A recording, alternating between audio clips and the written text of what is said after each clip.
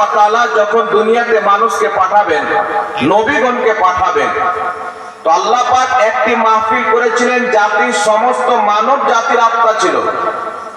আরেকটি মাহফিল আল্লাহ তাবারাক ওয়া তাআলা করেছিলেন জাতি শুধু নবীগণের আত্মা ছিল, বাকি পৃথিবীর কোন সাধারণ ব্যক্তির আত্মা ছিল না।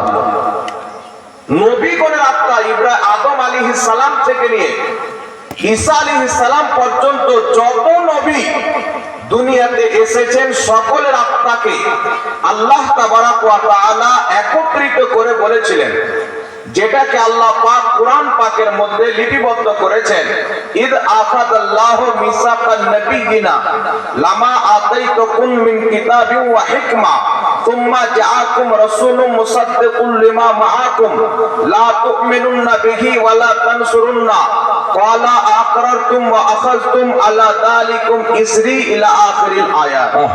সুবহানাল্লাহ। এই আয়াতকে বলা হয় আয়াতে মিসাক। আত্মার জগতে, রূহের জগতে আল্লাহ তাবারাক ওয়া তাআলা তার নবীগণের আত্মাকে একত্রিত করে বললেন, হে আদমের আত্মা, ইব্রাহিমের আত্মা, ঈসার আত্মা, মুসা নবীর আত্মা, প্রত্যেক নবীর আত্মা, শোনো, তোমরা আমার সাথে ওয়াদা করো, আমি আল্লাহর সাথে ইহাদ করো, ওয়াদা করো, আমাকে কথা দাও, তোমরা যখন দুনিয়াতে যাবে তোমরা নিজের উম্মতের মধ্যে আমার সেই নবীর গুণগান, সেই নবীর আগমনের খবর, সেই নবীর বাশারত দিবে যেই নবীর নাম হচ্ছে মুহাম্মদ রাসূলুল্লাহ। সুবহানাল্লাহ। আল্লাহ তাবারাক ওয়া তাআলা প্রত্যেক নবীকে বললেন, তোমরা নিজ নিজ জামানাতে আমার একজন নবী আসবেন মুহাম্মদ সাল্লাল্লাহু আলাইহি সাল্লাম, তিনার ব্যাপারে এলান করে বলে দিবে, হে পৃথিবীর মানুষ, একজন আখরি নবী আসবে, যিনার আসার পর নবুয়তের দরজা বন্ধ হয়ে যাবে, যেই নবীর নাম হচ্ছে মুহাম্মদ সাল্লাল্লাহু আলাইহি ওয়াসাল্লাম। তোমরা নিজের উম্মতকে বলবে, যদি তোমরা সেই নবীর জামানা পাও, যদি তোমরা সেই নবীর যুগ পাও, তোমরা সেই নবীর কালেমা পাঠ করে তার উম্মতের মধ্যে শামিল হয়ে যাবে এবং সেই নবীর সহযোগিতা করবে। আল্লাহ তাবারাক ওয়া তাআলা রূহের জগতে আমার আপনার নবীকে দুনিয়াতে পাঠাবেন।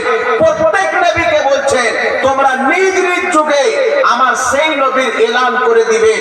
এই জন্য পৃথিবীর মুসলমান আমার আপনার নবী সাল্লাল্লাহু আলাইহি ওয়াসাল্লাম বলেছেন, ইমাম ইবনে কাসির রাহমাতুল্লাহ আলাইহি নিজের কিতাব তাফসীর ইবনে কাসিরের মধ্যে সহিহ সনদে হাদিস নিয়েছেন।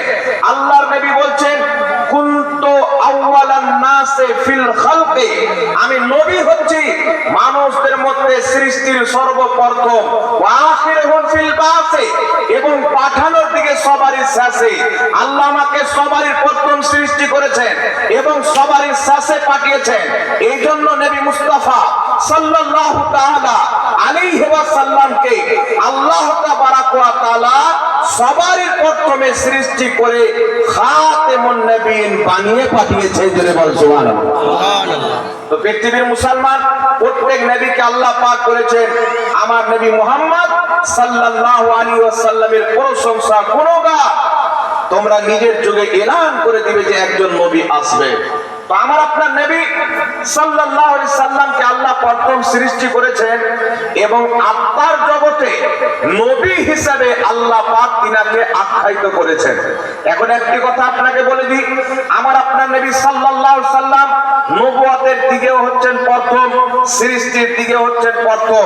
এই পৃথিবীর মুসলমান যখন আদম আলাইহিস সালাতু ওয়াস সালামকে আল্লাহ তাবারাক ওয়া তাআলা তিনার পুতলাকে তৈরি করলেন, তিনার পুতলার মধ্যে আত্মা যখন ভরা হয়নি, আমার আপনার নবী মুস্তাফাকে আল্লাহ তাবারাক ওয়া তাআলা নবুয়ত দিয়ে নবী বানিয়ে দিয়েছিলেন। যখন ইব্রাহিম আলাইহিস সালামকে নামরুদ তার আগুনের মধ্যে ফেলে দেয়, তখন আমার আপনার নবী হিসাবে আল্লাহর নিকটে ছিলেন। যখন নূহ আলাইহিস সালাম নিজের কাস্তির উপরে সওয়ার হন, নৌকাতে সওয়ার হন, ওই সময়তে আল্লাহ তাবারাক ওয়া তাআলা আমার নবীকে নবী বানিয়ে দিয়েছিলেন। এই জন্য পৃথিবীর মুসলমান প্রত্যেক নবীর জামানা, প্রত্যেক নবীর যুগ আমার আপনার নবী দেখেছেন। এমন কি যে আল্লাহ কোরআন পাকে বলে, আল্লাহ পাক কোরআন পাকে বলতেছেন, হে মুহাম্মদ সাল্লাল্লাহু আলাইহি সাল্লাম তুমি স্মরণ করো, ইদ ক্বালা রাব্বুকা লিল মালাইকাতি ইন্নী খালিকুম